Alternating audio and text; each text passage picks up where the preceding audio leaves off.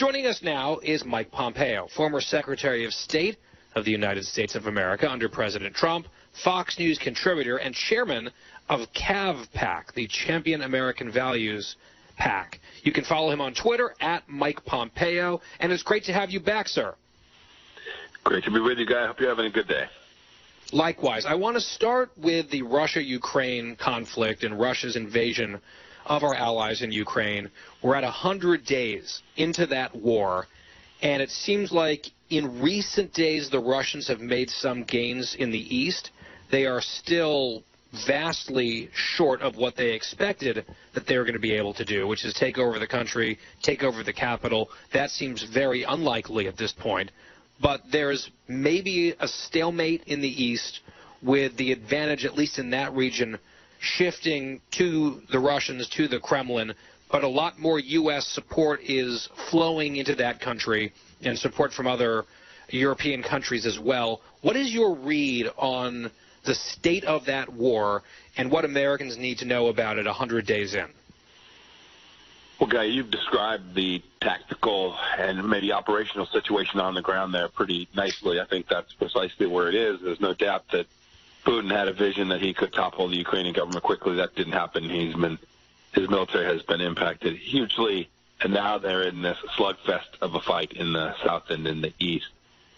There's no reason to think Vladimir Putin's going to stop that. I heard people talk about an off-ramp. Putin's not looking for an off-ramp. He has wanted greater Russia for 20 years, and he is going to continue to chip away, chunk away. We talk about 100 days, too. I always think about the fact that this actually began when they took Crimea. It seems like an ancient history. People forget about it, but the context of Vladimir Putin's desires has been the same for an awfully long time. So I expect what we will continue to see is Putin's efforts to continue to vanquish greater and greater pieces of the real estate.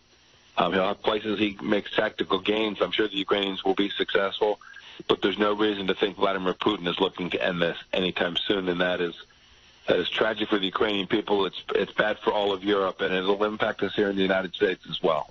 Yeah, you have some people, and overall, if you look at the polling, the American people are very much supportive of Ukraine and hostile toward the Russian government. There are some folks who are very loud, and they make their point frequently that they think this is none of our business. It's a waste of our time. It's a waste of our resources. It's a waste of our attention. We have enough problems here at home.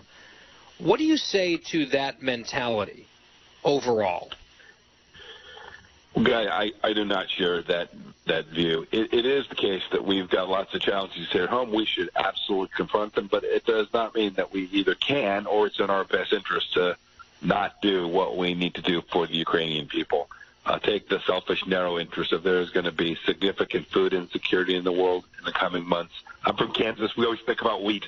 25% of the red winter wheat is grown in Ukraine. It can't make its way to the Black Sea. I could go on, but suffice to say, it's not the case that what happens in Moscow or Kyiv stays in those places. It impacts ordinary Americans right here at home every day. One step further up, we care an awful lot about sovereignty. We have built prosperity in the United States of America based on the central thesis that nations have a right to protect their borders and to defend their borders, and that aggressors shouldn't be permitted to violate those borders. I wish we were doing it better on our southern border, but more importantly, that principle is important. The principle is important because it actually matters to the United States and our friends and allies as well. So there are many reasons that it is proper for us to be there. I pray, too, Guy, that the resources we're providing are getting to the right places. I've now begun to hear just trickles of stories that some of the billions of dollars we've provided have not made their way through to the actual folks who are fighting on the ground. I hope that's not true. We certainly shouldn't squander the money. The Ukrainians need these resources. We need to provide them to them. And when we do, I'm very confident the Ukrainians will do everything they can to protect and defend their own nation.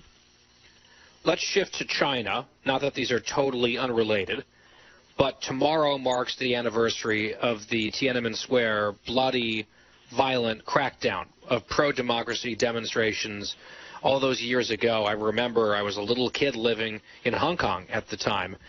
Your reflection on Tiananmen Square and what the lessons of that day say about the current status of the Chinese Communist Party and their designs on the region, if not beyond? Remember when I was in office as a Secretary of State, the anniversary that would occur each year about Tiananmen. And I remember how the Chinese Communist Party leadership would tell us, don't talk about that, don't say anything about it, just shut up. It is a mark telling you that how communist regimes behave, how they treat their own people. They thought that there was risk to the regime, and they cracked down on them. As we stare at the world today and watch regimes like the one in Iran, the one in Venezuela, one we're seeing conduct these terrible atrocities in Russia, I reflect on Tiananmen Square, and I think that these regimes are of a different kind. They demand a response from people who are decent and good and kind. America is a force for good in the world. In the aftermath of Tiananmen, we didn't do enough, and we ought to make sure that we get it right here at home and make sure that we get it right in other places as well. The Chinese Communist Party hasn't changed much since 1989. It is still desirous of global hegemony. We need to be clear about protecting the things that matter for us here at home. There were those leaked audio snippets that purported to show planning happening in China vis-a-vis a takeover or invasion of Taiwan. And I know there's a debate about exactly what that was. Was it saber-rattling? Was it authentic? What was the message being sent? Who leaked it or why? What's your interpretation of that and just the broader Taiwan question right now? I don't have any insights that I can share with you on that. But we should never underestimate Xi Jinping's desire to, his term is reunify China. We should, much like in Ukraine, they haven't asked for soldiers to come fight. They haven't asked for the 82nd Airborne or the 101st Air Assault Division. They've simply said, can you give us the tools and the resources to help us be successful to reestablish deterrence against the Chinese Communist Party? It's what saddens me about Ukraine is that we had deterrence guy and we abandoned it. American leadership, powerful American leadership, can deter Xi Jinping from an adventure in Taiwan as well.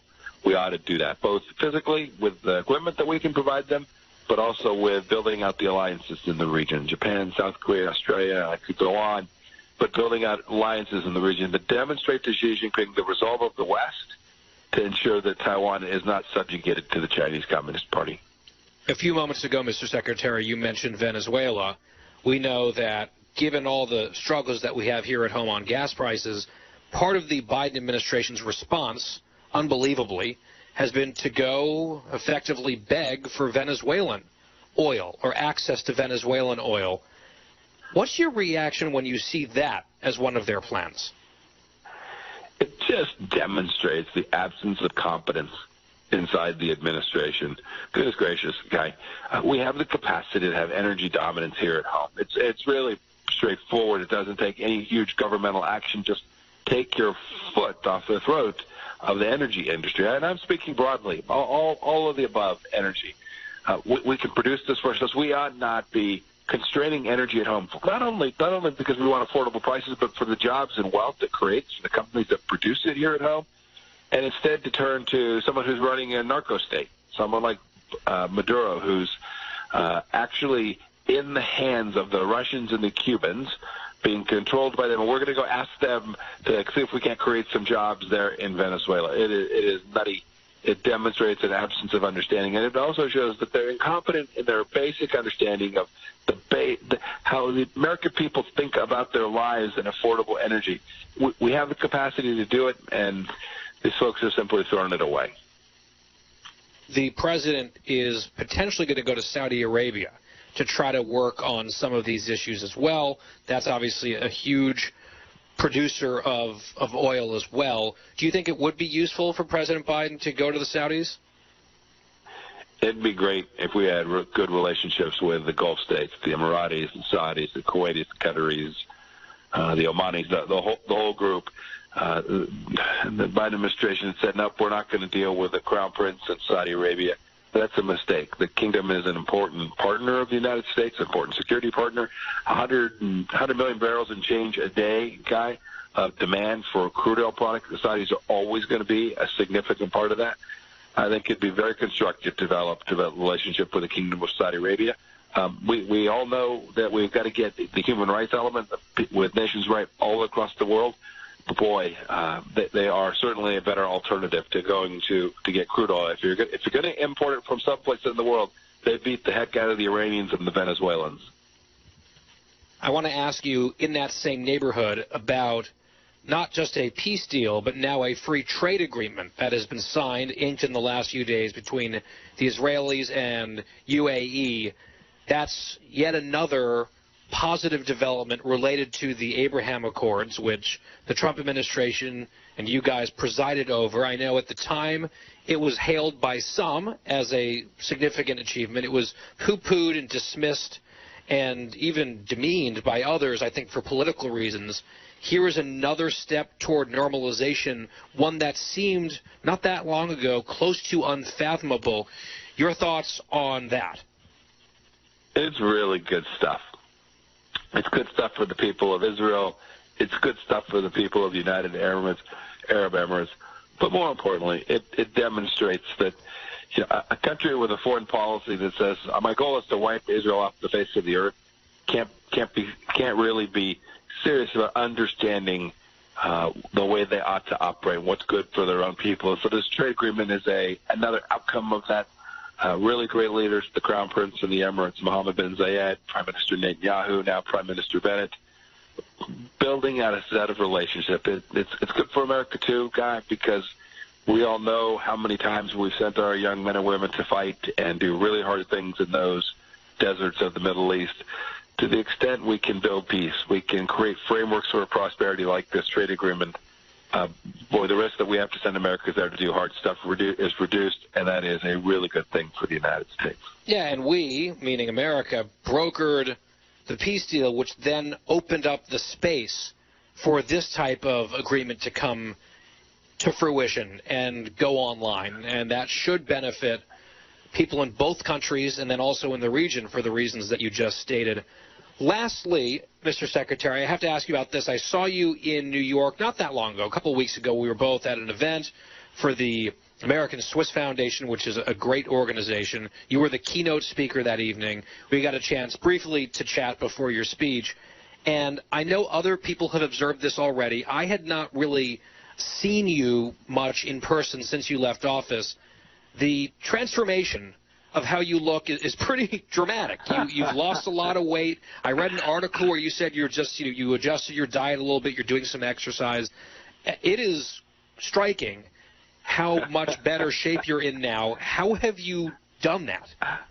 What's even more striking is how much better I feel, Guy. It has changed. I'm much more nimble, much more able to get around, and my cardiologist is happy, and so is my wife. It was pretty straightforward. I stopped eating things that were bad, bread, sugar, candy, and started working out a little bit. I get asked all the time about it. I always tell folks I wish there was a simpler way. And then I remind people as well, okay, this has been a struggle all my life. I hope I can stay where I am. I hope the good Lord will let me stay at it and stay a little bit healthier so I can be around for my grandkids. Is there a piece of cardio equipment that you prefer? Are you an elliptical guy, treadmill, bike? Yeah. It was. I started lifting weights a little bit. Some of it just in hotel room stuff, right? Sit-ups, push-ups, those kinds of things. And then when I can find the gym, an elliptical is my weapon of choice. Okay, partial to the elliptical. And I know some folks inevitably start saying, oh, well, maybe he's trimming down for presidential run or a political run. I'm not asking you to make news here, but if you want to, feel free. God, I'm just going to wish everyone a happy weekend. Right there. Okay, that's fair enough. Mike Pompeo, former Secretary of State under President Trump, Fox News contributor. Mr. Secretary, always enjoy it. Thanks so much for making some time. Thank you very much, Guy.